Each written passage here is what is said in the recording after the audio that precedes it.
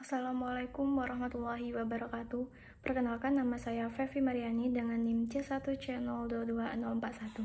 Di sini, saya akan menjelaskan materi tentang filosofi riset dalam bidang akuntansi keperilakuan untuk memenuhi tugas dari Bapak Dr. Wirmi Eka Putra SE MSI.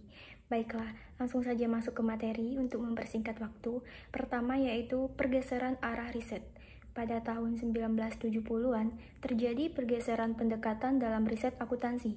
Alasan yang mendasari pergeseran ini adalah pendekatan normatif yang telah berjaya selama satu dekade ini tidak dapat menghasilkan teori akuntansi yang siap digunakan dalam praktik sehari-hari.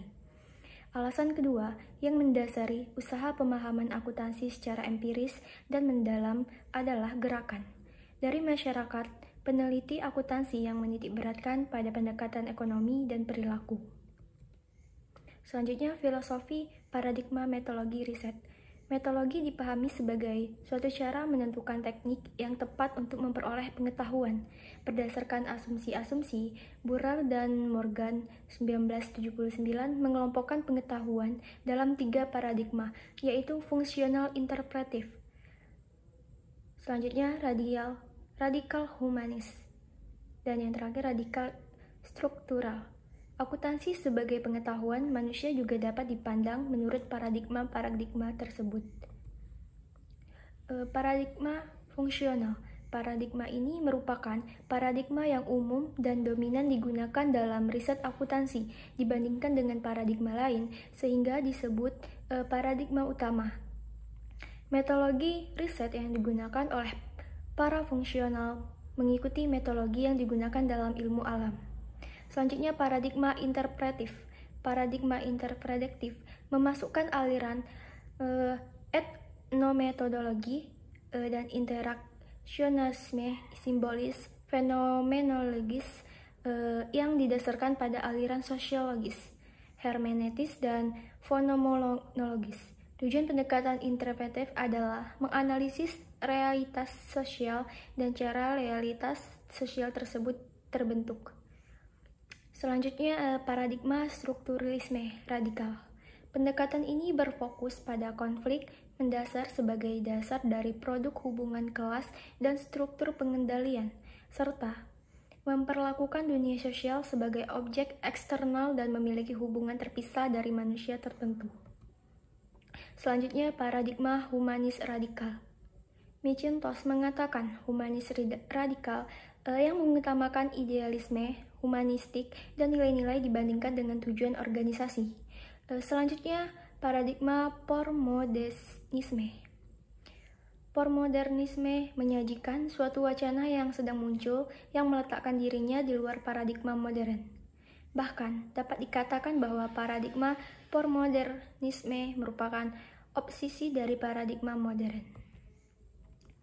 Selanjutnya yaitu peluang riset akuntansi keperilakuan pada lingkungan akuntansi.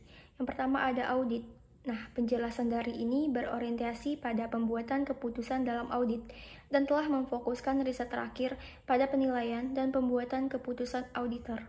Riset audit menyarankan bahwa terhadap suatu peluang yang berhubungan dengan pemahaman dan evaluasi hasil keputusan audit. Selanjutnya, akuntansi keuangan. Pentingnya riset akuntansi keuangan yang berbasis pasar modal dibandingkan dengan audit menunjukkan kurang kuatnya permintaan eksternal terhadap riset akuntansi keperilakuan dalam bidang keuangan. Selanjutnya, akuntansi manajemen. Pada awalnya, analisis ini menunjukkan bahwa riset akuntansi keperilakuan dalam bidang akuntansi manajemen merupakan pertimbangan yang lebih luas dibandingkan dengan riset yang sama dalam akuntansi keuangan dan memungkinkan pencerminan tradisi lama yang berbeda dari riset akuntansi keperilakuan dalam bidang audit. Selanjutnya, sistem informasi akuntansi. Keterbatasan riset akuntansi keperilakuan dalam bidang sistem informasi akuntansi adalah kesulitan membuat generalisasi meskipun berdasarkan pada studi sistem akuntansi yang lebih awal sekalipun. Selanjutnya, perpajakan. Nah, riset akuntansi keperilakuan dalam bidang perpajakan telah memfokuskan diri pada kepatuhan dengan melakukan pengujian variabel psikologi dan lingkungan. Selanjutnya, pertumbuhan riset akuntansi. Indikasi penting dari pertumbuhan minat dalam pendekatan perilaku terhadap akuntansi merupakan pengaruh dari paradigma perilaku. Materi selanjutnya itu perkembangan terakhir. Bumper 1993 telah mengidentifikasi riset akuntansi keperilakuan yang diterbitkan selama periode 1987 sampai 1991 di Accounting Review.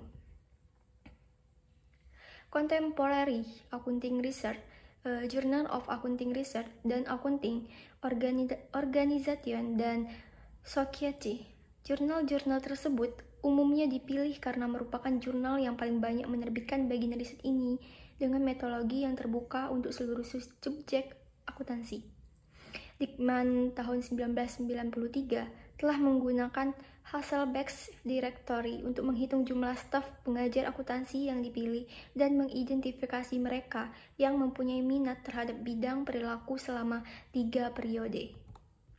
Selanjutnya yaitu teori keperilakuan tentang perusahaan. Teori organisasi modern mempunyai kaitan dengan perilaku perusahaan suatu kesatuan terhadap pemahaman kegiatan perusahaan dan alasan anggotanya. Lebih spesifik, teori modern perusahaan terkait dengan arah tujuan perilaku yang dipastikan berkaitan dengan tujuan, motivasi, dan karakteristik menyelesaikan masalah anggota-anggotanya. Selanjutnya, model motivasi dari perilaku manajerial. Sejumlah teori yang ada mencoba untuk menguraikan motivasi secara umum. Dikembangkan suatu pandangan dasar mengenai motivasi dari perilaku manajerial serta mengevaluasinya dalam hubungannya dengan keterangan empiris dan laporan tinjauan literatur.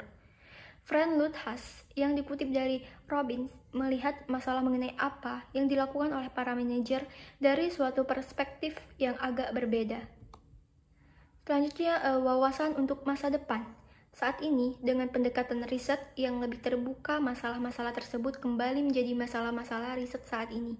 Di masa yang akan datang, apakah masih individu akan melakukan pelatihan yang lebih baik dengan kemampuan untuk menarik identifikasi atau masalah-masalah yang mudah dilakukan dan bekerja dengan ketekunan dan keuletan agar berhasil dengan disiplin ini? Terima kasih. Baiklah, inilah materi yang dapat saya sampaikan. Apabila ada kata yang salah dan lebih yang kurang, saya mohon maaf dan saya akhiri. Wassalamualaikum warahmatullahi wabarakatuh.